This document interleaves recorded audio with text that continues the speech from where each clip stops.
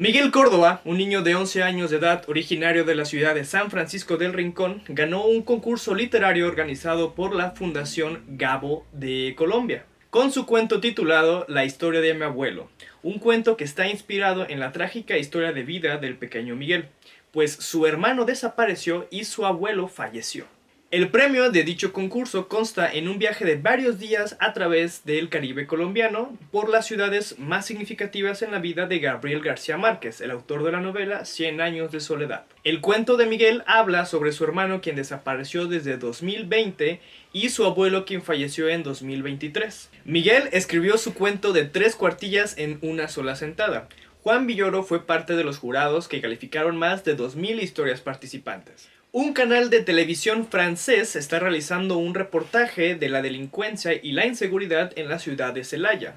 El reportaje está a cargo del periodista Franz Genazúa, quien destaca el valor del cuerpo policial de este municipio, pues tiene que enfrentarse a criminales organizados que operan a plena luz del día, entre balas, secuestros y extorsiones a comerciantes.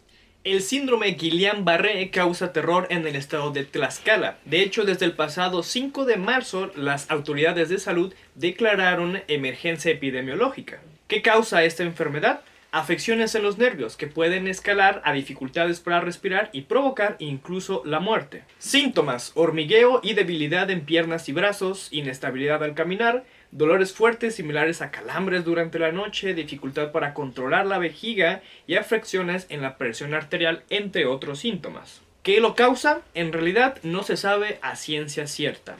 Lo que sí han apuntado ciertos datos es a la mala costumbre que tenemos al parecer de lavar el pollo crudo.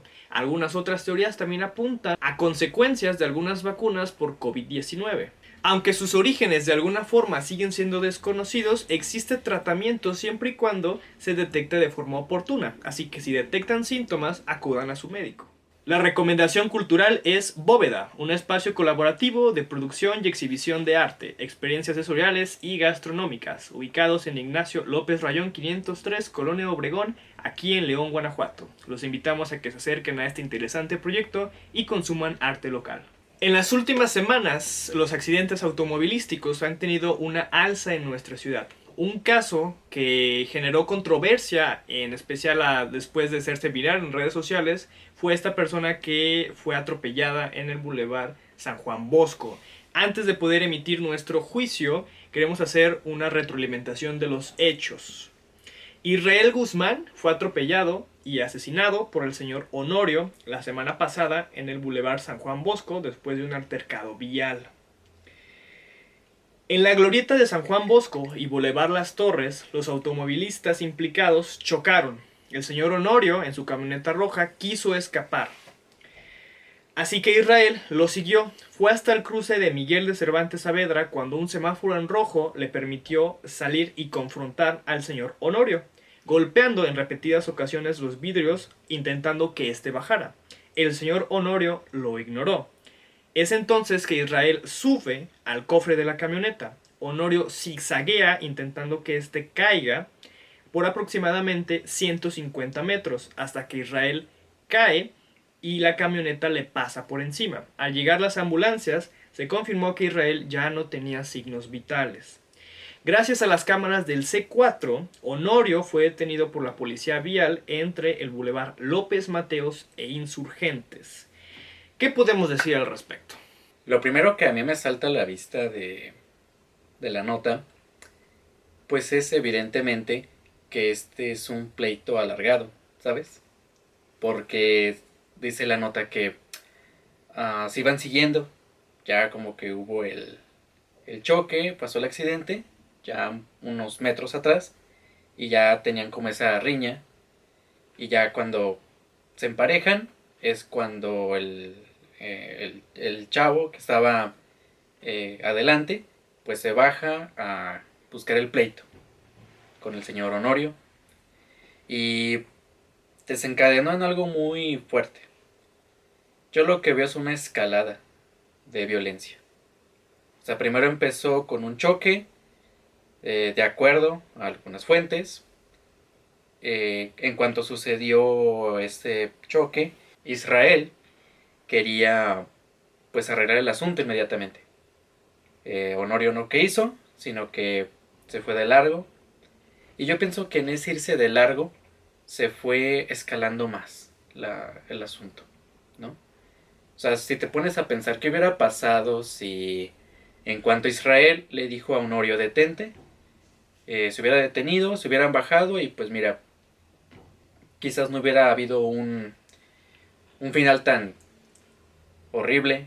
Fíjate que, perdón por interrumpirte, pero me llama la atención también el hecho de que se manejaron demasiadas versiones sobre el acontecer.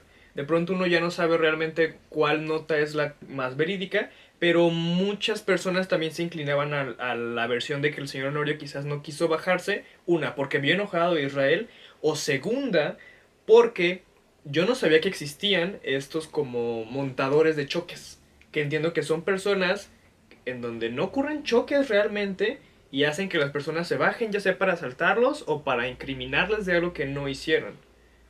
También habría que ponerlo sobre la mesa. Pero sigue con tu historia.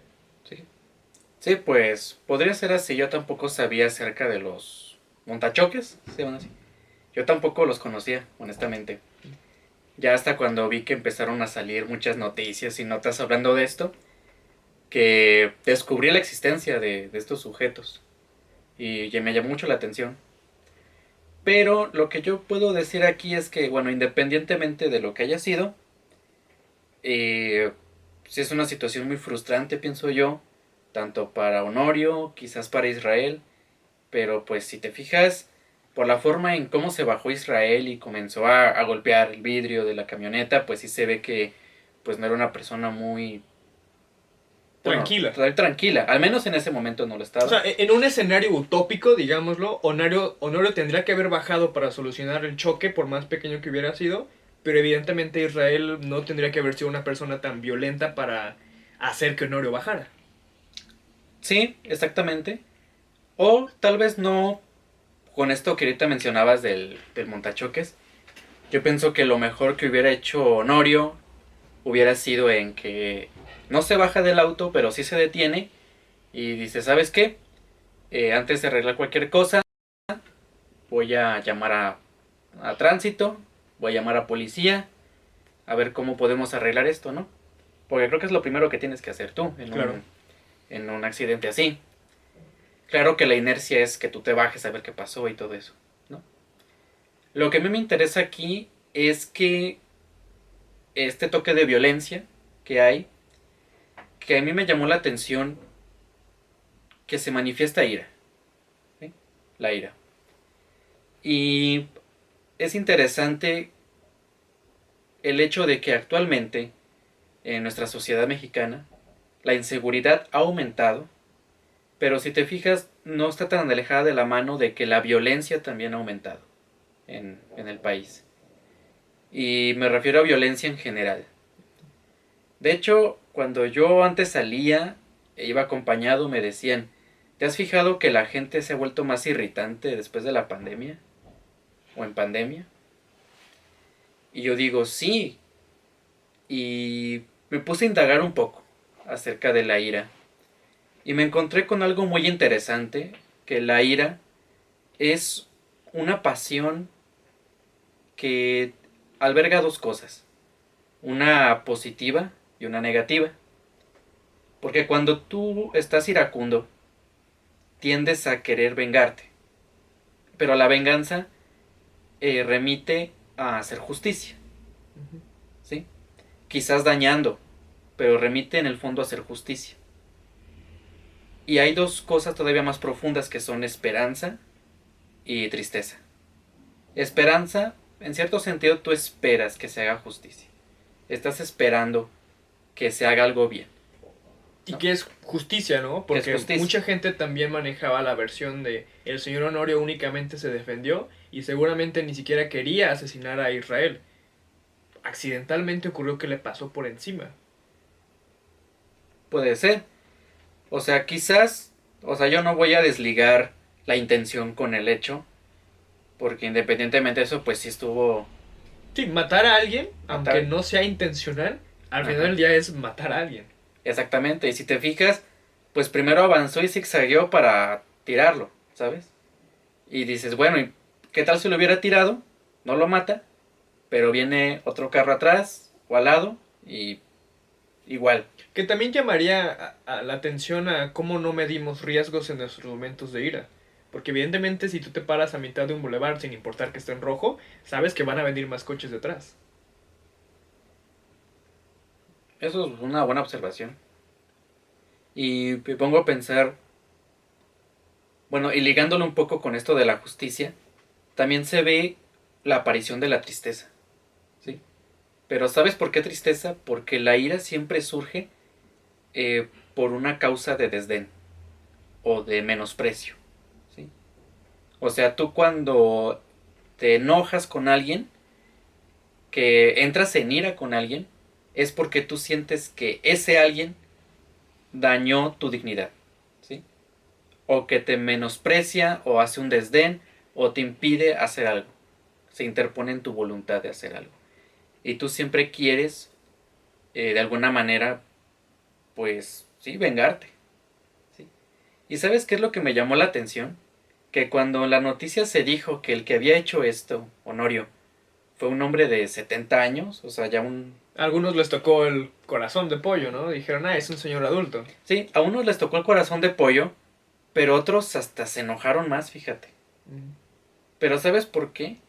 Porque el hecho de que sea una persona mayor que mató a una persona Más joven, digamos más fuerte, quizás más alto, quizás con más posibilidades de varias cosas, el hecho que un anciano haya matado a una persona, o sea, atentado contra la máxima dignidad que tiene alguien, que es la vida, decir, bueno, quieras o no, en el inconsciente popular de la gente, el anciano es un símbolo de debilidad. Uh-huh. El anciano es un símbolo de vulnerabilidad. Ahora, que una persona vulnerable, digamos débil, haya hecho una agresión a una persona más fuerte, a una persona, digamos, de más estatus, se incrementa la ofensa, se incrementa el desdén y por lo tanto se incrementa el enojo, el odio. Y si tú te fijas, también mucha gente, en el sentido pues de que precisamente es que una persona débil atentó contra la dignidad de un superior, quieren lincharlo, ¿sí? O sea, se hace como un enemigo común, ¿no? Se hace el enemigo común diciendo, esta persona ha causado un revuelo. Porque la noticia no salió únicamente aquí en León. No, claro, fue internacional. Bueno, nacional cuando Nacional. menos. Yo sí me atreví a decir que incluso también fue internacional. Sobre todo porque todo fue grabado y se viralizó en redes sociales. Uh-huh. Que de hecho justo hablando de la misma orientación, el que se haya viralizado en redes sociales también provocó que mucho del pueblo leonés quisiera como tomar un bando. Como uno es mejor que el otro. Como si se tratara de elegir peras o manzanas, ¿no? Y en realidad creo que es un problema mucho más complicado en el que no tendríamos que elegir nuestro favorito. O sea, no es una sociedad del espectáculo, en realidad. O sea, no es para que hagamos eso. Más bien tendríamos que analizar lo que estamos haciendo. ¿Por qué es que tenemos estas conductas violentas? ¿Por qué es que nos resulta tan fácil ser frustrados? ¿Por qué es que nos resulta tan fácil querer agredir a otro? ¿Alguna recomendación en ese sentido? Más allá de ir a un psicólogo. Yo pienso que es complicado, pero sí puede haber algo. Porque si te fijas, yo menciono que la ira tiene como en el fondo, o su causa mejor dicho, el hecho de que sufres un desprestigio o sufres un daño a tu persona, a tu ¿Es una dignidad. cuestión de ego entonces? Yo pienso que sí. Pienso que, bueno, pero no una cuestión de ego como tal, sino una cuestión de dependencia. Porque el hecho de que tú entres en ira involucra de que tú aceptas que has recibido un daño, que tu persona ha recibido una ofensa. O sea, le estás dando la razón a la perspectiva ajena a ti, ¿sí? Le estás dando la razón a la perspectiva que tiene una persona externa a ti, ¿sí? Y en este caso, yo pienso que es importante una palabra que es muy usada, que se ha vuelto muy usable, o sea, muy, yo pienso que hasta desgastada. Empatía. No, no la empatía. De hecho, es hasta, puede que en estos tiempos hasta suene cursi, pero hablo de la autoestima. ¿Crees que es una cuestión entonces de introspección? Sí, De que a mí no me ofenda lo que me puedas hacer o decir. exactamente. O sea, porque el hecho de que tú entres en ira es porque de alguna manera le das crédito a la reprobación del otro o al desdén del otro. Y eso más que nada porque vivimos en una cultura globalizada donde lo principal es, o lo que te da valor a ti como una persona, es el merecimiento y la competencia que tú haces en el mundo. Ok. Y para eso está muy ligado el reconocimiento ajeno. Mientras más te reconozcan por tus méritos y por tu competencia que haces en la vida, y eso está muy ligado pues a las cosas externas, más vas a depender de la visión del otro en ti. ¿Sí? O sea, tu valía como persona va a depender de que los otros te la den. ¿Sí? Algo así como lo es el honor. Ujú. O sea, tú buscar la buena fama, ¿sí? Y la buena fama que actualmente hay en esta cultura es el que más tiene, el que es más famoso, más reconocido, ¿Más salvaje? más salvaje. O sea, ahí se puede meter una discusión bien enorme, pero el punto es que dependes del reconocimiento ajeno. ¿Sí? Ok. Dependes del otro para tú estar bien contigo. Claro. ¿Sí? Entonces, ¿qué va a pasar cuando el reconocimiento del otro es reprobable? Cuando el reconocimiento del otro es un reconocimiento de desdén hacia ti. O sea, que se te impute algo malo o desprestigioso. Ujú. Si ya estás con el chip cultural a contemporáneo de que tu valía como persona está en lo externo, y eso incluye a las personas, el hecho de que las otras personas te vean a ti como algo indigno, pues eso causa a ti una conmoción muy fuerte. Y es una tristeza que al final se revela en ti de ser desprestigiado. ¿Y entonces qué sería ser digno o ser indigno en ese sentido? O sea, remontemos de nuevo al acontecer en este caso. ¿Crees que Israel se haya sentido digno como alguien que va a reclamar lo que es suyo porque le dañaron su auto? ¿Sí? Y deberíamos cambiar el chip a más bien alguien digno es aquel que puede resolver estas situaciones sin entrar en violencia. Sí. Sí, porque en ese modo Israel yo pienso que se vio como alguien más joven, quizás con más posibilidades de, de triunfar en la vida Que el señor Honorio. que el señor Honorio, un anciano. ¿Sí? O sea, el hecho de que Israel haya visto que su dignidad fue afectada por alguien inferior a él, causa un mayor enojo. Porque si te fijas, quien comienza como tal el escenario violento Es Israel. es Israel. No decimos que tenga más o menos culpa. Decimos que comenzó con los ataques, agresiones violentas. Tal Claro, sí, aquí no, el punto no es buscar culpables, el punto es buscar como el punto de ebullición, ¿sabes? Si tú te fijas, pues Israel comenzó A golpear, a golpear el vidrio, los vidrios. a ponerse enfrente de él, a gritarle, a insultarle, y luego ahí se va el otro. Posiblemente Honorio, como yo digo, actualmente en la cultura el anciano se ve como un signo de debilidad. Sí, quizás al principio dijo, bueno, pues me quiero alejar y ya después fue como, pues tampoco voy a aguantar tanto, ¿verdad? Ajá. Pero vemos la perspectiva del anciano diciendo, bueno, puede que yo esté más anciano, pero precisamente Por eso, Por eso. por ser un sector de población en riesgo, digámoslo así, más débil como dices, tendría que tener Israel más consideraciones conmigo. consideraciones conmigo, exactamente. O quizás también Honorio se vio como una persona, bueno, mayor de edad y por lo tanto con más experiencia, sabiduría que Israel. O por el contrario, me tiene que respetar Como mayor. como mayor. Y entonces, para ir cerrando entonces la nota, en un caso utópico, ¿qué tendría que haber hecho o cómo tendría que haber actuado cada uno de los implicados? Mira, yo pienso que en primer momento tendríamos que estar bien seguros exactamente cómo empezó. Ujú. ¿sí? Supongamos que sí chocaron. Que chocaron. ¿Israel qué tendría que haber hecho? Israel, desde luego, tuvo que, estaba en su derecho de decirle a Honorio, por favor bájate, o decirle, O desde arriba de la camioneta hay que llamar a las autoridades o a los seguros correspondientes. ajá, Sí. es muy instintivo, ¿sabes? Porque la ira surge casi muy instintiva.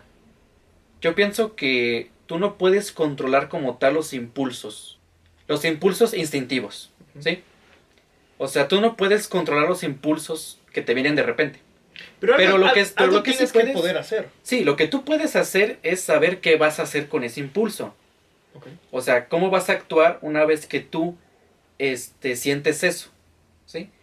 Puede ser que yo me enoje, pero puedo decidir yo si eh, prosigo a la violencia o no. Claro, de hecho se llama inteligencia emocional, ¿no? O sea, yo Correcto. también me he enojado, pero no por eso voy a querer golpear ni gritarle a otra persona.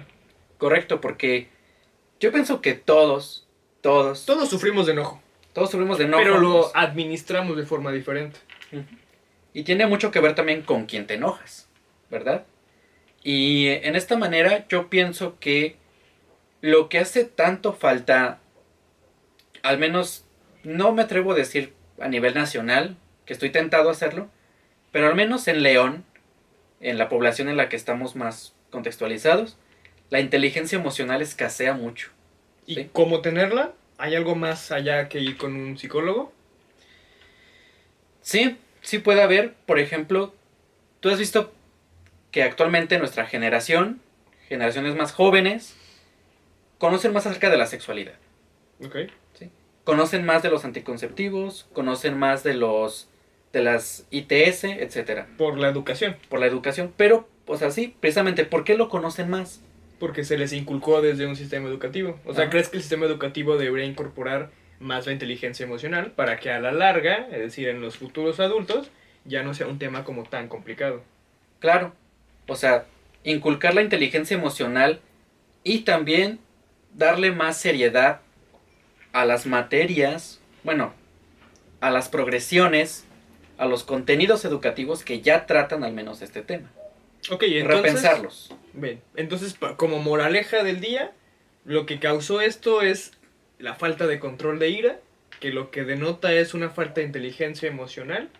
¿Y cómo podemos solucionarlo? La una pronta es, bueno, hacerle sugerencias a la ciudadanía de que se dé cuenta de que estas cosas pasan y que peligran su integridad y su vida, no solamente de ellos sino de otras personas.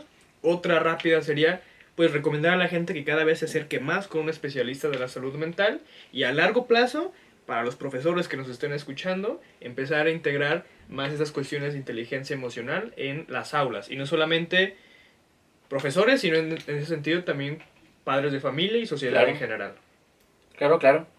Porque puede ser que una población que nos escuche diga, bueno, pero yo no tengo hijos.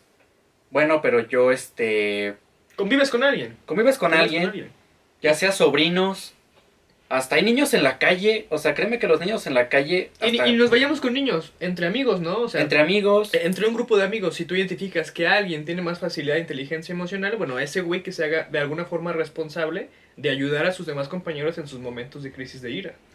claro, porque todos en algún momento tenemos o amigos o familiares que ya tienen edad para razonar contigo, ya tienen edad como para que tú hables con ellos de estas cosas más, digamos, de una forma más elevada, más profunda, y de esa manera tú puedes poner tu grano, ¿sí? O sea, ya sé que esta frase a mí tampoco me gusta mucho, pero tiene mucho sentido. Aportar tu grano, desde donde sea, pero aportarlo. Muchas gracias, Magno. Te invito a que no te retires porque tenemos que hablar de las elecciones 2024.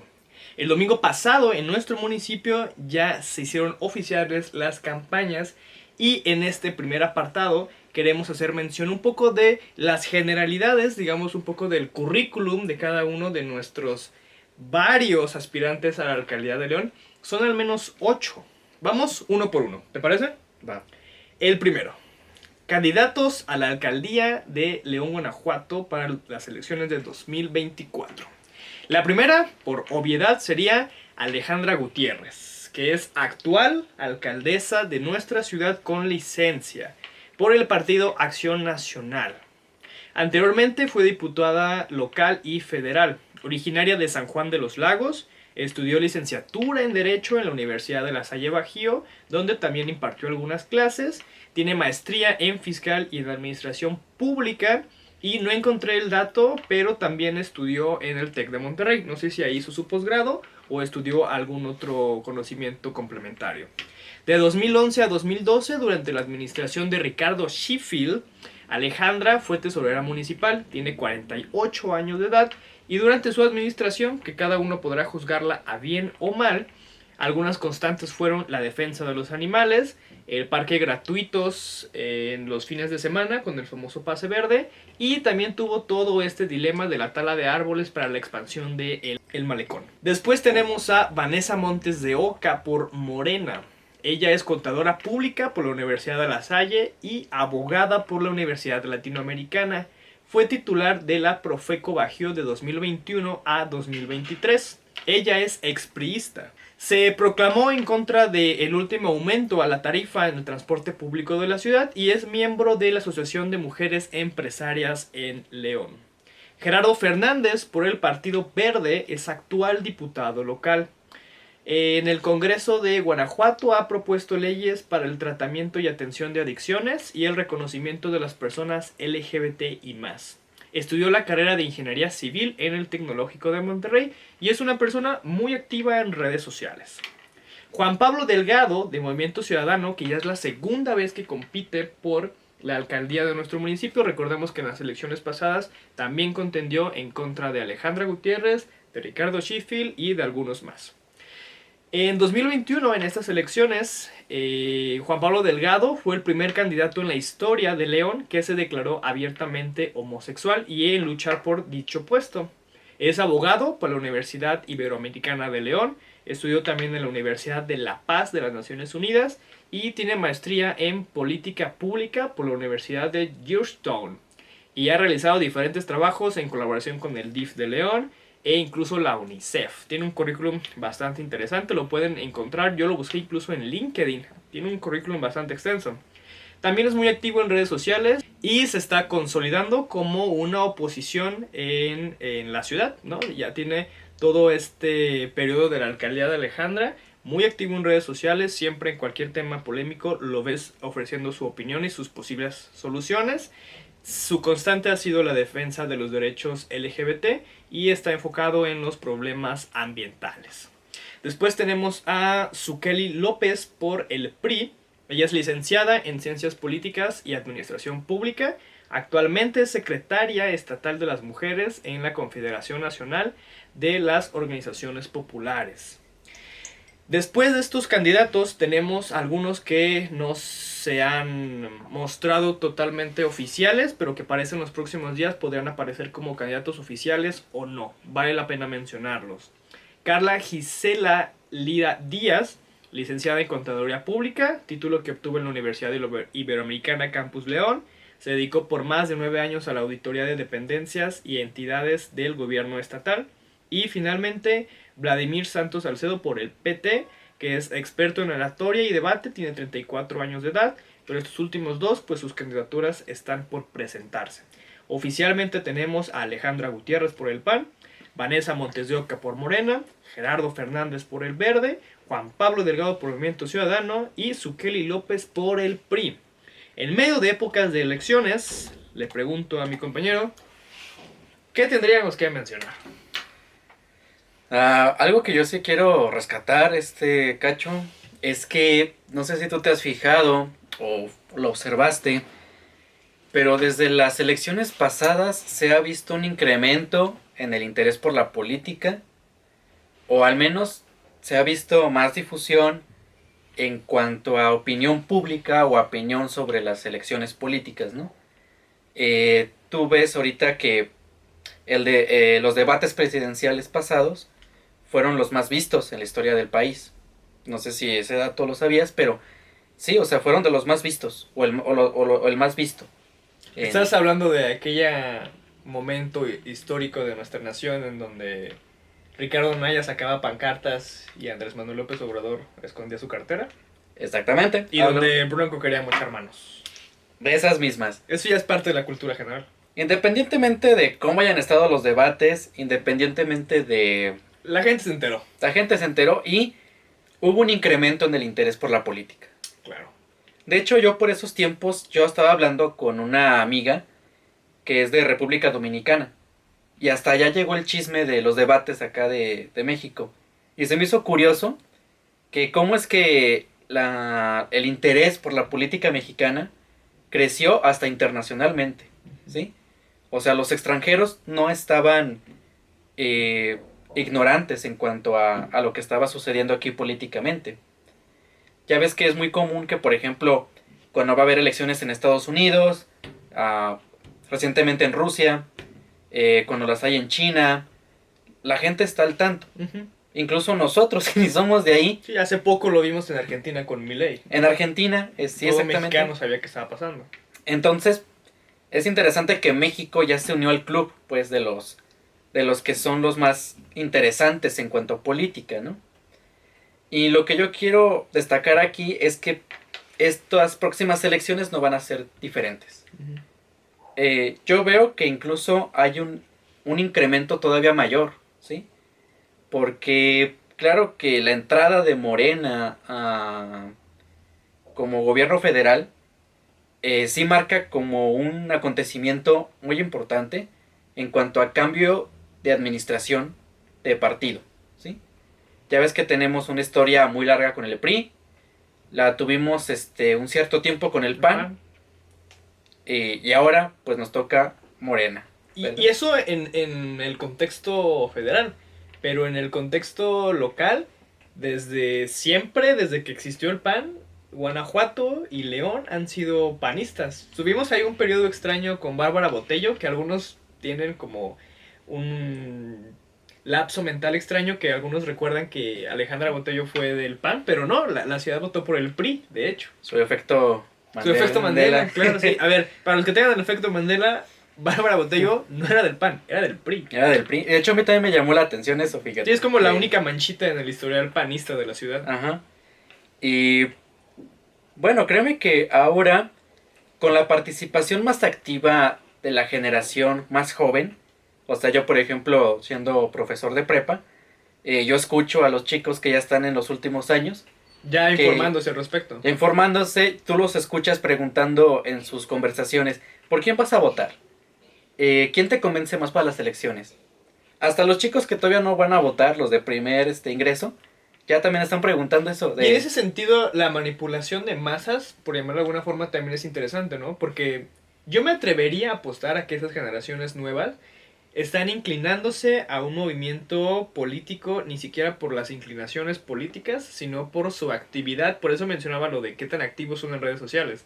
A mí me parece que la gente más joven está votando y los partidos se dieron cuenta por todo el lema que diga como nuevo y LGBT y lo verde. Y entonces creo que los candidatos locales que pueden captar votos jóvenes son Juan Pablo Delgado y Gerardo Fernández, Partido Verde y Movimiento Ciudadano. Sí, exacto. Yo también he pensado eso, que desde el momento en que tú te pones como político en los intereses actuales, juveniles, agarras mucha influencia, ¿sí? Y tú sabes muy bien que por lo general en las familias, en las casas, se informan por medio de los jóvenes. Uh-huh.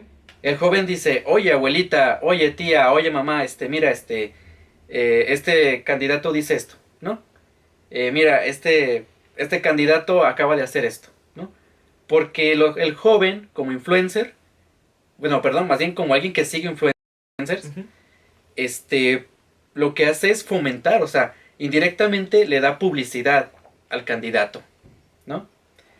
Y en ese sentido, pues la familia dice, es que el chico nos mostró en TikTok, nos mostró en Instagram a este candidato, se ve que es bueno, pues vamos a votar por él.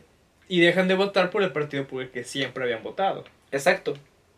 Es lo que me he fijado, que las generaciones actuales más informadas, más informadas en el sentido de que... Sí, porque puede ser mentira. Puede ser mentira, o sea, en el sentido de que tienen más información. Claro. falsa o verdadera, pero tienen más información. Que en gran parte, no solamente a nivel local, sino federal, creo que es de mucho de lo que se ha agarrado, por ejemplo, Movimiento Ciudadano, ¿no? Lo vimos en Monterrey con... Se me fue el nombre del gobernador de Nuevo León. Samuel García y el alcalde de Monterrey, que es el hijo Bronco. de Colosio. No, Colosio. ¿Colosio? Colosio es el actual presidente municipal de Monterrey. Es Colosio. Sí. Que también es parte del Movimiento Ciudadano. Sí, bueno, es que menciono al Bronco porque si te fijaste que el Bronco también agarró como su momento de fama. Sí, tuvo su momento. Pero pues bueno, lo tuvo. Y de alguna manera se hizo amigable al joven, ¿sabes? Se hizo un meme. Se hizo un meme. Se hizo amigable. O sea, simpático. Uh-huh. Simpático, ¿sí? Pero el punto es que, si tú te fijas, estas elecciones actuales también están poniendo mucho énfasis en la divulgación de redes. Sí, o sea, definitivamente va a ser un factor, ¿no? La divulgación a través de redes sociales, que lo vimos desde que ganaron las elecciones últimas federales AMLO, y definitivamente también será otro punto importante a considerar entonces, el qué tanta influencia pueden provocar estos nuevos, digamos, candidatos a través de lo que mencionan en redes y lo que sus seguidores pueden mencionar a gente que durante siempre ha votado por uno o por otro partido. Que, digo, destapemos la caja de Pandora. Lo real es que lo más probable es que siga ganando el PAN, ¿no? No importa el candidato, tenemos un historial panista. Puede pasar algún accidente de desliz como con Bárbara Botello en donde gane otro partido. Pero las encuestas, habría que verlas si se los traemos para el próximo capítulo. Pero yo creo que ponen PAN, Morena, y no sé si está más arriba Movimiento Ciudadano o PRI, en una de esas. Fíjate que es interesante. El del Verde sí no sé. Digo, se ve amigable, pero no sé si pretende realmente ganar. Yo creo que no. ¿Quién sabe? El Verde, fíjate que siempre ha sido como el partido desapercibido, ¿sí? Sabes que estás ahí, sabes que está ahí, pero es desapercibido, ¿sabes? Y yo lo que veo, lo que te iba a comentar es que Movimiento Ciudadano lo he visto que ha crecido mucho. Yo pienso que desde Samuel García, si te has fijado, muchos de los candidatos o de los activistas que son de Movimiento Ciudadano o son jóvenes, traen ese fit joven. Ajá, o tienen ideas de joven, Uh-huh. ¿sí? Actual. ¿Por qué? Porque, no sé, pero la población juvenil está creciendo mucho, ¿sí? O sea, la generación que es como de nuestra edad, entre 18 y 25 años, es bastante en León. La próxima capítulo también nos comprometemos a traerle el dato de las edades de las personas que votan y con qué frecuencia votan. Porque, supongamos, ¿no? El ejemplo, que seamos más jóvenes, pero luego resulta que en casilla los jóvenes no votan. O puede ser al revés. Que sean más adultos, pero luego resulta que los más adultos no van a votar. Hay que tener todo eso en la estrategia política a consideración. Sí, pero lo que yo me refiero es que por lo mismo que la juventud ha crecido en generación, el partido creció y se interesa más el partido en estar en cosas o en hacer actividades que usualmente hacen los jóvenes, ¿sí? Lo que yo puedo decir es que ya últimamente esta polarización entre partidos de izquierda o derecha, aunque de alguna manera sigue vigente, pienso que ya se está desvaneciendo mucho.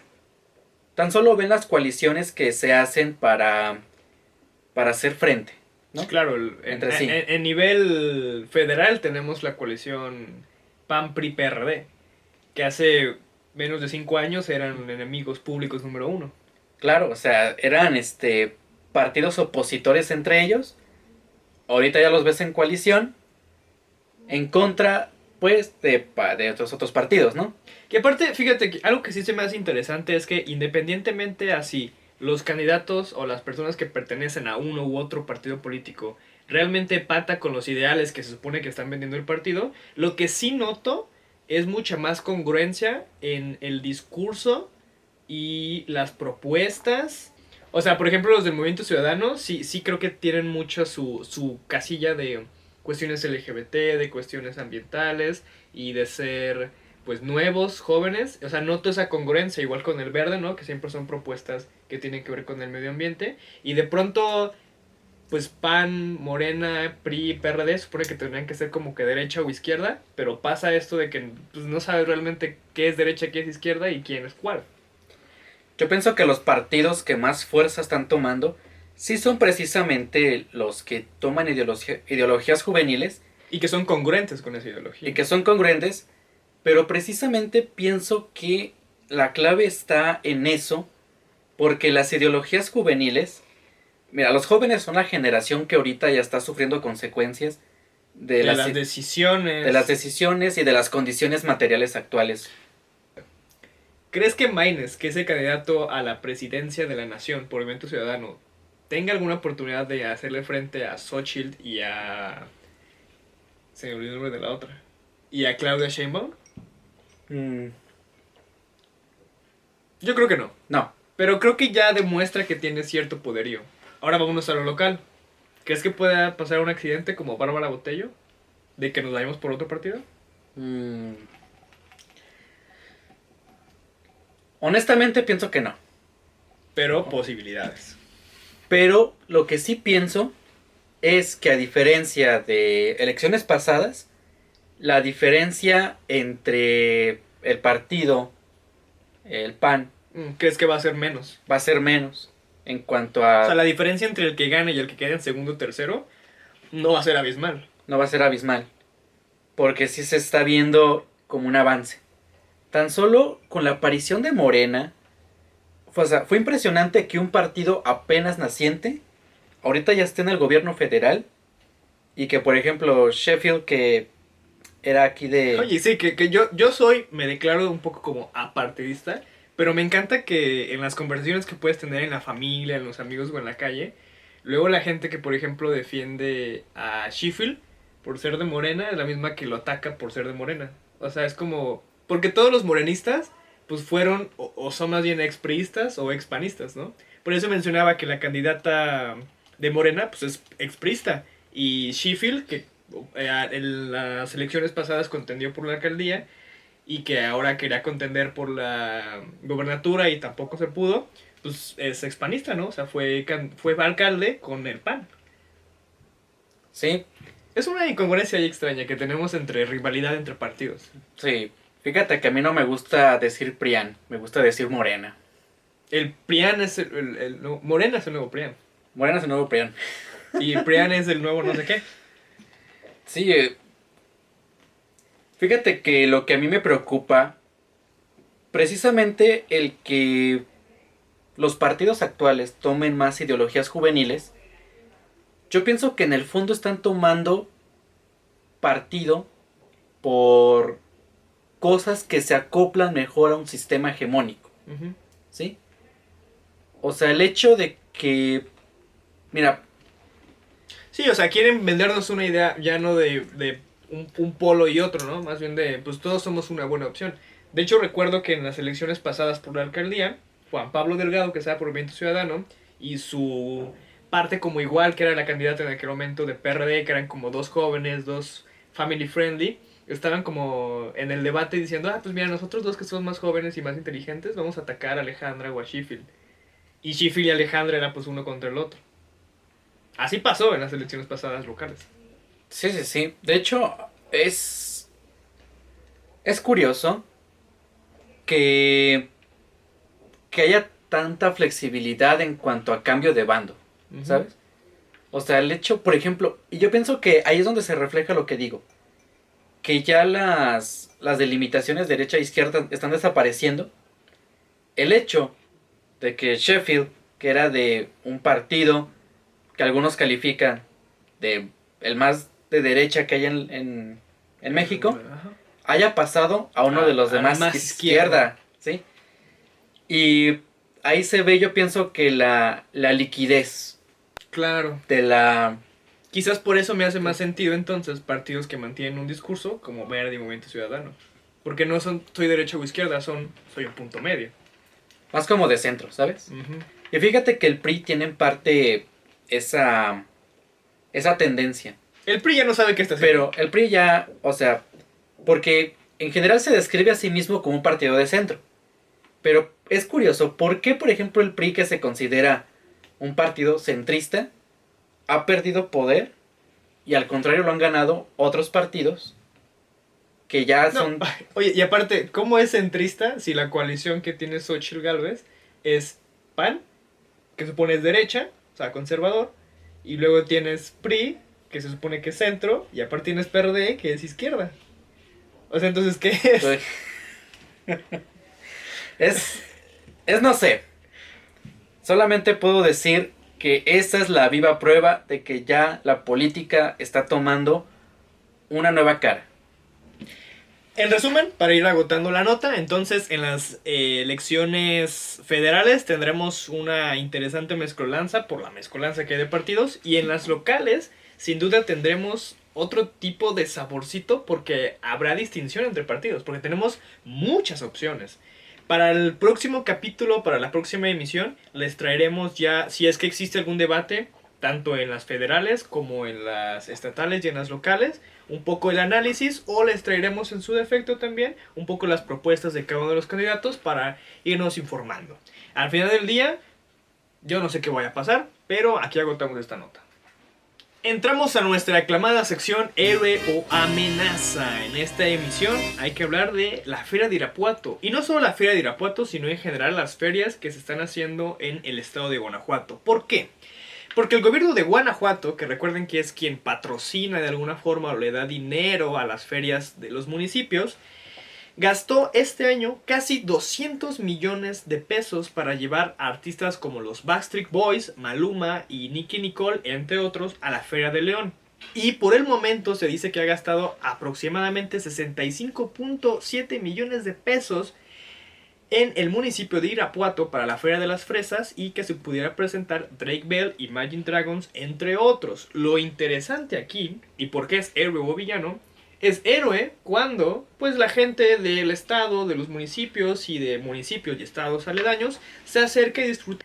Y la amenaza podría ser lo que quiero poner sobre la mesa, el hecho de que para empezar pues este presupuesto viene de nosotros, viene de los ciudadanos, de los impuestos. ¿De dónde le da al gobierno del estado a las ferias el dinero para traer de los artistas? A partir de lo que recauda de los ciudadanos, de los impuestos. Y todos muy contentos en el concierto, disfrutando, bailando, mira qué chido. Pero, ¿y el día de mañana? Yo tengo miedo, de alguna forma, de que eso pueda repercutir en un presupuesto más bajo en cosas que son más importantes, como salud, educación o seguridad. O que haya algún tipo de desfalco extraño de dinero, de no sé de dónde salió. Es a mí lo que me preocupa. Pero entonces, las ferias estatales, ¿héroe o amenaza? Fíjate que yo también estoy como en esa pugna, ¿sabes? Porque por un lado le veo la cara de héroe, en tanto que también se nota que el Estado se preocupa por el incremento económico, ¿sí?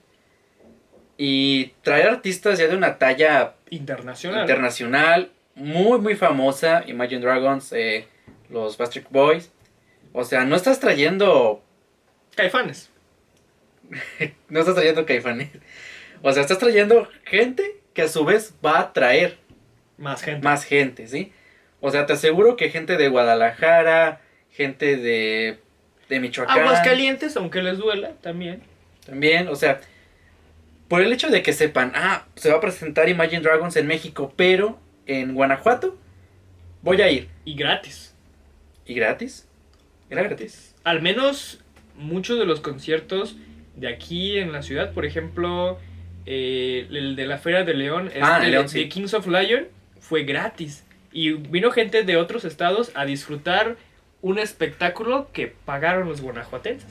Derrama económica. Ese es el sentido. Sí. Y si te fijas, o sea, sí genera derrama económica. Sí genera derrama económica. Pero esa derrama económica ¿es suficiente como para el presupuesto que les dieron? Esa es la pregunta, ¿no? La verdad lo dudo, ¿sí? La verdad lo dudo porque, mira, conciertos gratuitos. O sea, no tengo el dato si los de Irapuato fueron gratuitos, el de Drake Bell, pero al menos en las de León. En León sí. Sí, yo creo que Kings of Lion fue gratis. Y así hubo varios. Mira, tan solo para Maluma también fue gratis. Ahí está. Al menos para los leoneses sí. Solamente llevaban tu pulserita. Tu pulserita. Pero si te fijas, yo veo que feria es igual consumismo. Sí. Y mientras más haya un crecimiento a las inversiones en este tipo de eventos, lo que se hace es una mayor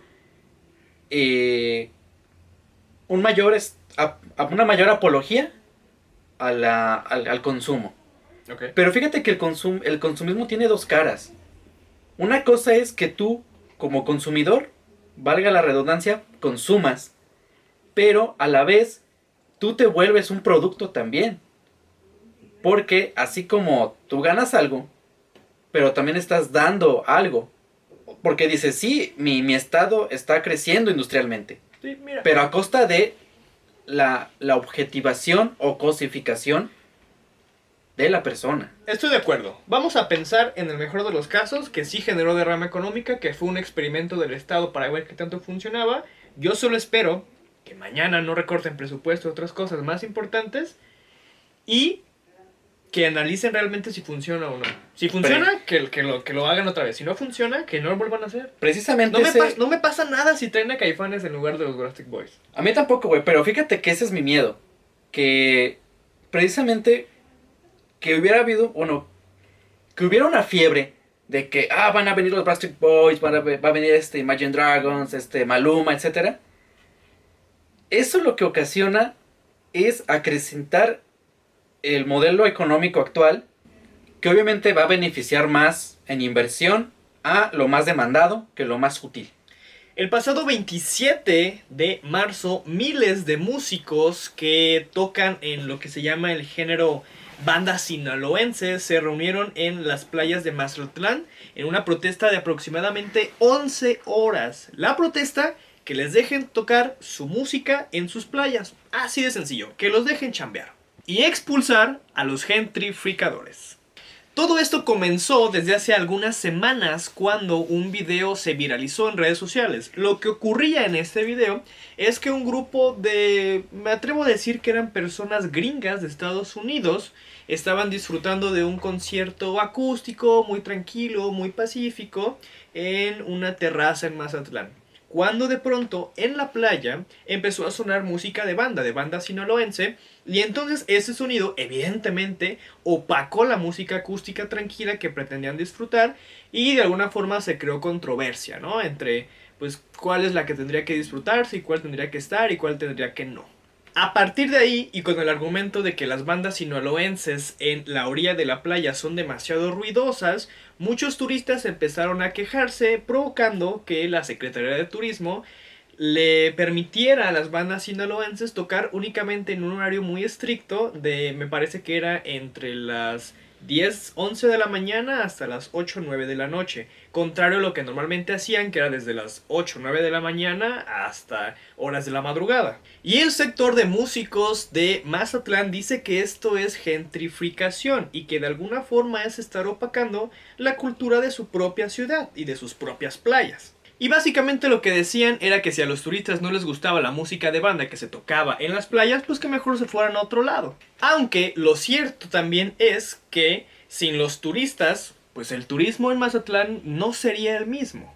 Y lo cierto es que aunque las playas son federales y públicas, no importa si eres un turista extranjero, un turista nacional o un mismo locatario. El ruido y la música puede o no ser de tu agrado. Sobre todo porque de lo que estamos hablando es de los decibeles, que recordemos que es un problema que otras ciudades como la Ciudad de México ya están enfrentando. Y que al final también es una cuestión de salud. Otro de los argumentos es que la cantidad de músicas en la playa depende efectivamente de la playa en la que estés. Hay algunas en las que si quieres ir a echar desmadre y fiesta, pues encuentras más bandas, y hay algunas que están más solas en las que sí puedes ir a relajarte y tener un momento más pacífico.